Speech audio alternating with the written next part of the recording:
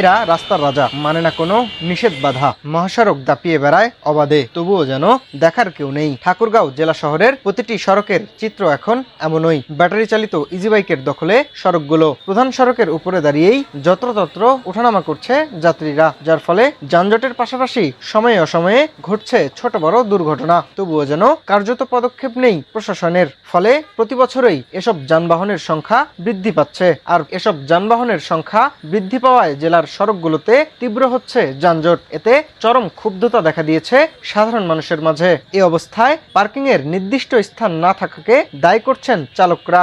আর traffic বিভাগের দায়িত্বরতরা বলছেন এদেরকে নির্দিষ্ট সীমারেখার আওতায় আনা প্রয়োজন। জাম, অটো বাইকের জন্য প্রচুর জাম রাস্তায়, এদের জন্য রাস্তায় বিশৃঙ্খলা বেশি হচ্ছে।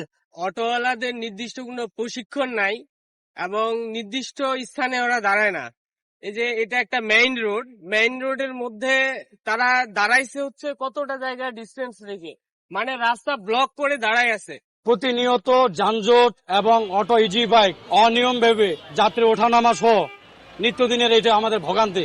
এতে সাধারণ যাত্রী পারাপারে বিঘ্ন ঘটে এবং ছোটখাটো দুর্ঘটনা ঘটে। যানজট গুলার জন্য আমাদের একটা স্ট্যান্ডের দরকার, আমার অটো স্ট্যান্ডের দরকার। আমাদের স্ট্যান্ড গুলা একটা স্ট্যান্ড হলে আমাদের মনে করেন গাড়িগুলা ঠিকভাবে লাইন পর্যায়ে থাকবে, আমাদের যাত্রীগুলো সুন্দরভাবে যাইতে পারবে, আসতে পারবে। মানে নিয়ন্ত্রণ করা খুব হিমশিম এবং এরা তো শৃঙ্খলাবদ্ধ নয়, এরা ড্রাইভার হিসেবে পেশাদারী ড্রাইভার নয়। তবে এদেরকে একটা আওতায় নিয়ে আসা উচিত, নিয়মতান্ত্রিকের আওতায় নিয়ে আসা উচিত। এমন পরিস্থিতিতে ব্যবস্থা নেওয়ার কথা জানিয়ে দ্রুত সমস্যা সমাধানে উদ্যোগ নেওয়া হবে বলে জানান পৌর প্রশাসক।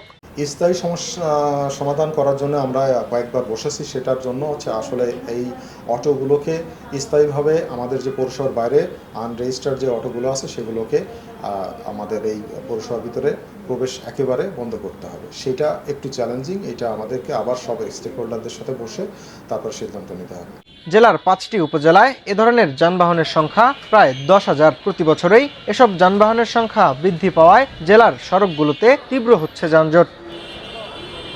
Minhaj Alam, BD24 report, Thakurgaon.